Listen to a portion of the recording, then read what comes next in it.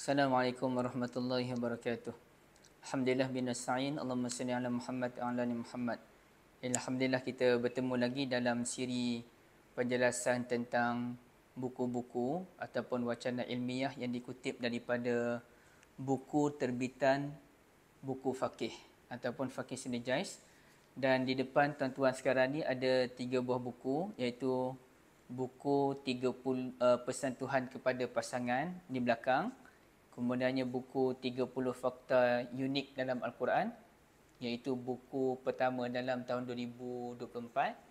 Dan satu lagi pesan 30 pesan Tuhan mengusik jiwa.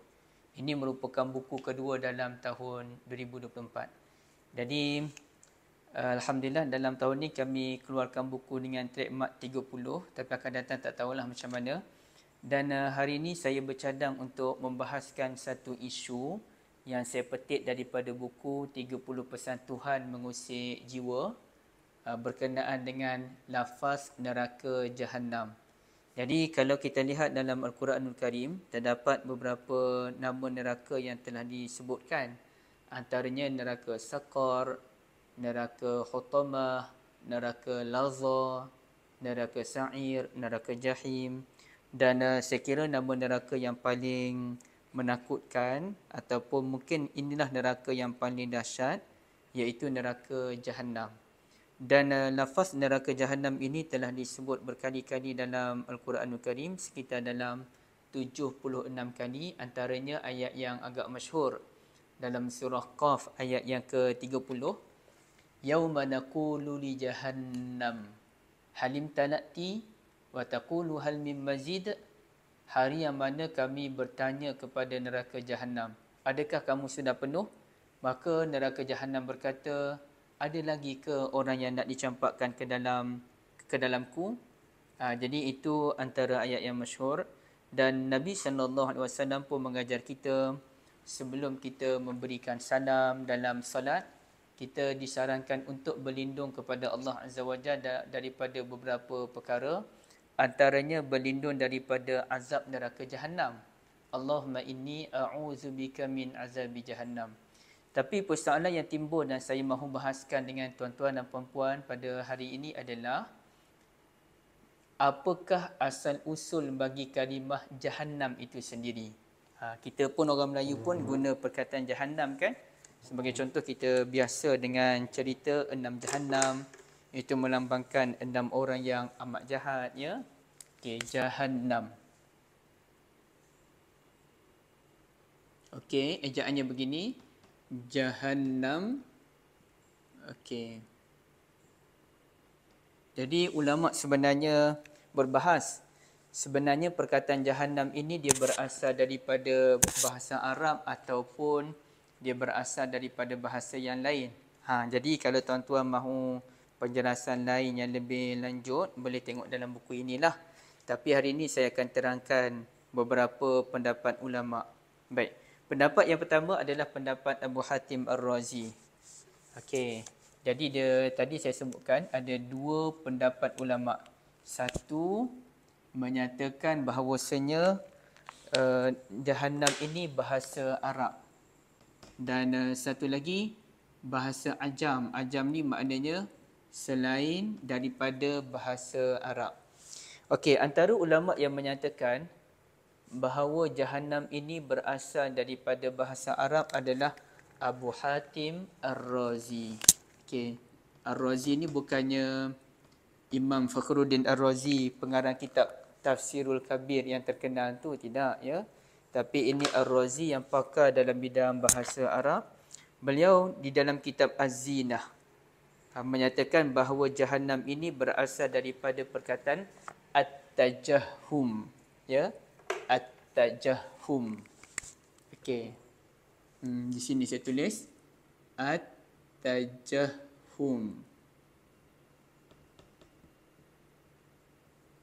Okey.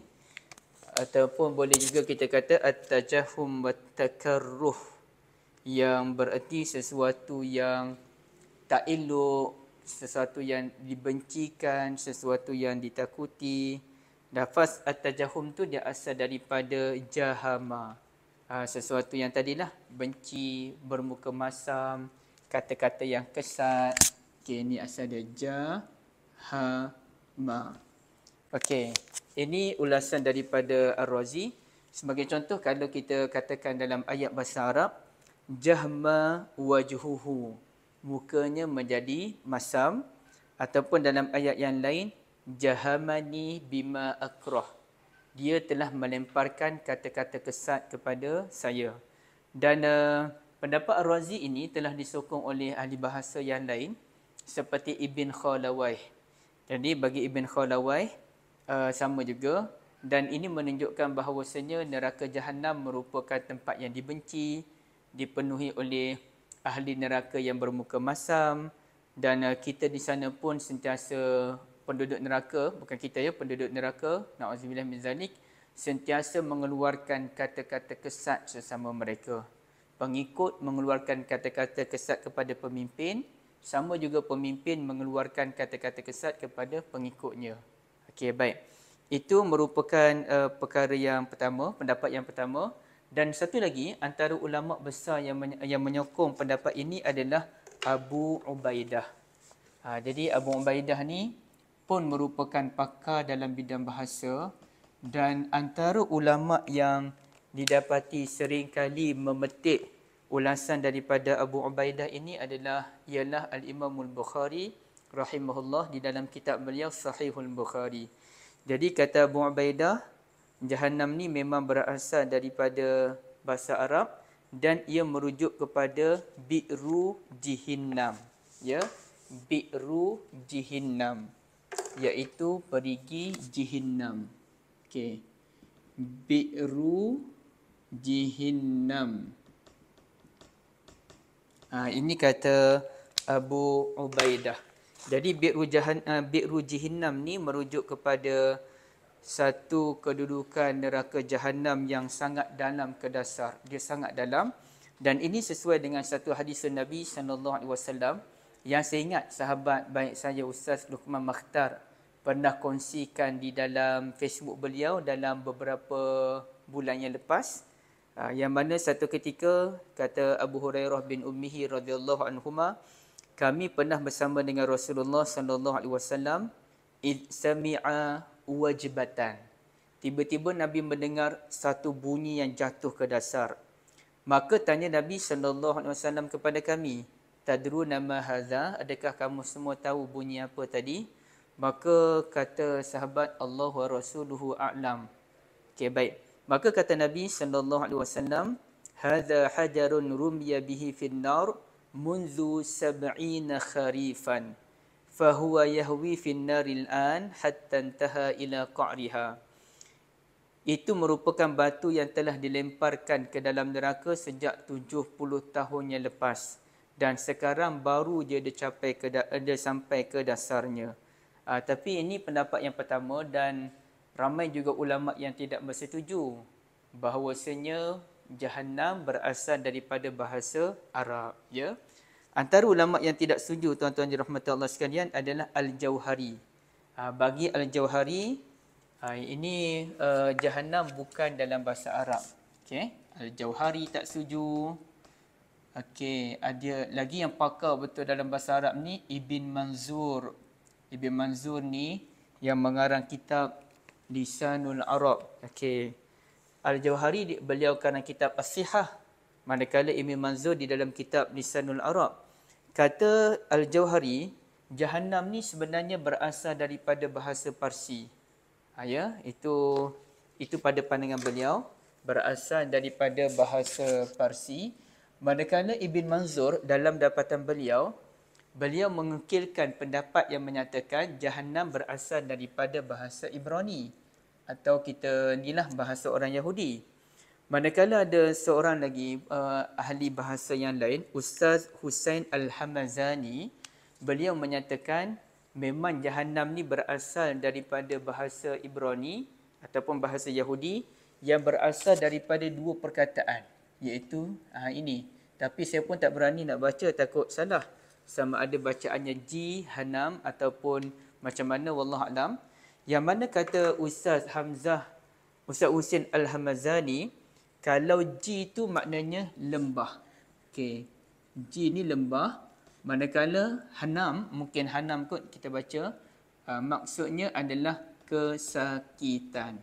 Jadi gabungan antara Ji Hanam adalah lembah kesakitan ataupun tempat azab. Jadi Jahannam ini, neraka Jahannam adalah neraka lembah kesakitan. Jadi agak logik juga ya. Kalau kita nak faham Jahannam dalam bentuk bahasa Arab pun, Bi'ru Jahannam sebagaimana disebutkan oleh Abu Ubaidah pun okey juga. Tapi kalau kita lihat ulasan daripada Ustaz Husin Al-Hamazani pun menarik juga. Gabungan daripada dua perkataan. Dan saya melihat ulasan daripada seorang pengkaji iaitu Abu Udah, beliau menyatakan Jahannam memang bukan dalam bahasa Arab kerana tidak ada satu pun syair jahili yang menggunakan perkataan Jahannam. Kalau perkataan Jahim ada, perkataan Jahannam tak ada. Jadi di sini tuan-tuan dan puan-puan dirahmati Allah sekalian, tak kiralah sama ada Jahannam ni berasal daripada bahasa Arab ke ataupun berasal daripada bahasa Ibrani ataupun Parsi, kita dapat memahami bahawa neraka Jahannam merupakan satu tempat yang amat menakutkan. Ya, sama ada di tempat orang yang bermasam muka dan sering melemparkan kata-kata kasar, sebagaimana difahami daripada ulasan Ar-Razi, Abu Ubaidah, ataupun dia merupakan satu lembah kesakitan ataupun tempat azab, sebagaimana difahami daripada Al-Jauhari, Ibn Manzur ataupun Ustaz Husin Al-Hamazani. Jadi tuan-tuan dan puan-puan sekalian, untuk mengetahui lebih lanjut pesan-pesan Tuhan yang begitu mengusik perasaan kita, jadi saya mengajak dan menyeru semua untuk membeli, mendapatkan buku 30 Pesan Tuhan Mengusik Jiwa, yang mana buku ni sebenarnya memang ditulis sebagai persediaan menghadapi bulan Ramadan, agar dengan itu saya sendiri pun terusik jiwa, kita sama-sama terusik jiwa dengan pengajian Al-Quranul Karim, insya-Allah, dan semoga dengan itu kita dapat menjadi hamba Allah Ta'ala lebih baik lagi. Jadi boleh dapatkan segera buku 30 Pesan Tuhan Mengusik Jiwa. Dan satu lagi, kalau tuan-tuan dan puan-puan dapatkan sekali dengan buku 30 Fakta Unik dalam Al-Quran, kita anggap sebagai buku adik-beradik, insya-Allah boleh dapat dengan harga yang lebih murah. Seingat saya dalam RM49. Tapi boleh cek balik dalam link yang akan saya berikan nanti, insya-Allah. Okey, kita jumpa lagi. Assalamualaikum warahmatullahi wabarakatuh.